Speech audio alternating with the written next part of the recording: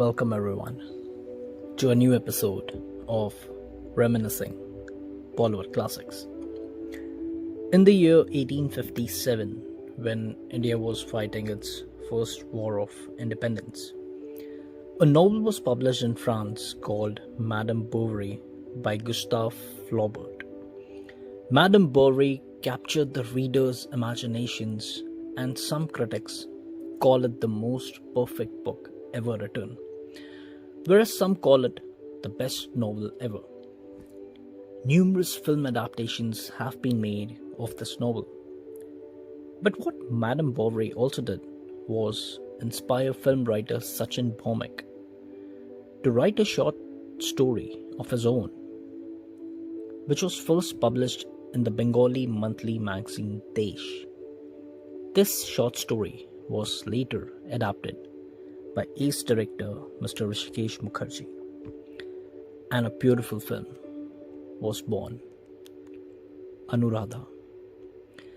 Dr. Nirmal Chaudhary, played by Mr. Balraj Sahni, is a supremely gifted idealist doctor whose only aim in life is to treat the poor and needy in the villages of India. Anuradha Roy is the woman with the golden voice who is a star on the radio. She comes from a rich, affluent family, and the difference in both their worlds is best described by Mr. Rudyard Kipling. Oh, East is East, and West is West, and never the twain shall meet. But they do meet, and they do fall in love.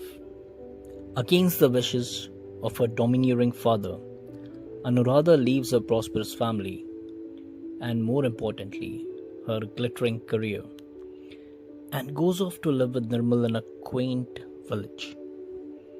Over the years, Nirmal gets so engrossed in his profession that he neglects his familial responsibilities, and the appearance of her childhood friend Deepak complicates matters for Anuradha.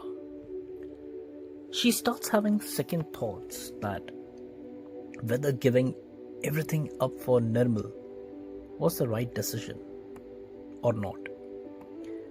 It is a fairly simple story directed by the master of simplicity, Mr. Rishikesh Mukherjee.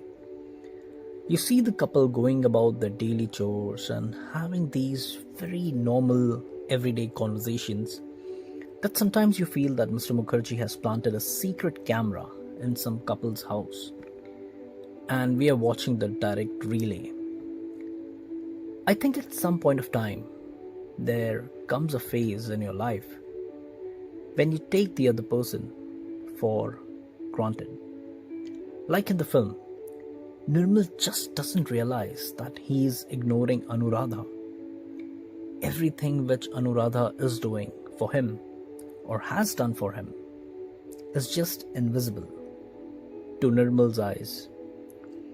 He has become so used to the sacrifices that Anuradha has done for him that he doesn't realize the extent of Anuradha's importance in his life.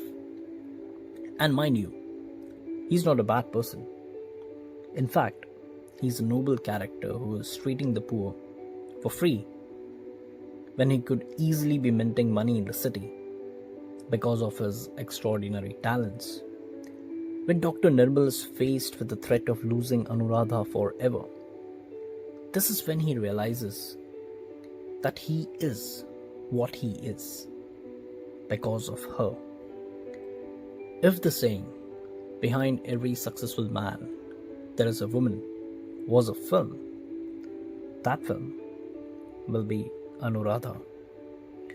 The music of the film is composed by Bharat Ratna Pandit Ravi Shankar, and Anuradha is one of the few movies for which he has composed music. There is a heavy sitar influence in the music because of the maestro Shankar's presence, and the semi-classical tunes blend perfectly with Shailendra's poetry. The collaboration between Lataji and Mr. Shankar is also spellbinding. Hai re wo din kyun na aaye is the standout song for me, which has minimal music, but it manages to hypnotize you. Anuradha is played by Leela Naidu, who was Femina Miss India in 1954 and was also featured in Vogue magazine's World's 10 Most Beautiful Women. She was a stunning classical beauty who strangely did very few films. I remember watching her in Mr. Shyam Benegal's Trikal for the first time and wondering, who is this beautiful woman? Mr. Balraj Sahni as Dr. Nirmal is too good. He was one of the few actors who had the quality to make you believe in the characters he portrayed. Like when he played a rickshaw puller in Do Biga Zameen, you actually think that he's a rickshaw puller in real life. Even in this film, he just owns his character, and you actually think that a real life doctor is playing Dr. Nirmal. Another actor who just steals your heart is Ranu Mukherjee, who plays Ranu, Dr. Nirmal and Anuradha's daughter. She's actually musician Hemant Kumar's daughter, and she's the most endearing kid to have appeared on screen. In today's films, I find kids being portrayed not as kids. They are made to spout dialogues which suit the adults, and the audiences are supposed to find it funny or cute, and it is neither. It is just irritating when kids are asked to behave as adults in films. Kids should be kids. And I feel the portrayal of Ranu in this film should be the holy book which every filmmaker should follow on how kids should be shown in films. The film won the President's Gold Medal for the All India Best Feature Film in 1960. It was also nominated for the Golden Bear at the Berlin International Film Festival. Finally, this film sheds light on the unsung heroes of people's lives. We as human beings are always attracted to the person who has succeeded, but fail to see the person behind the success.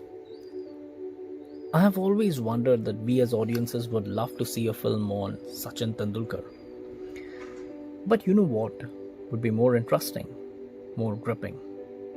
A film on Mr. Ajit Tendulkar, his older brother. The man sacrificed everything, his job, his career, but always stayed in the background. Very few people know about him. But if you remove Mr. Ajit, there is no Sachin. There are many people in our own lives who stay in the background and support us without expecting anything, not even a simple thanks. Take a moment, think about them, and if possible, tell them at least a simple thank you. Not because they expect it, but because they deserve it. Until next time, folks. Thank you for listening.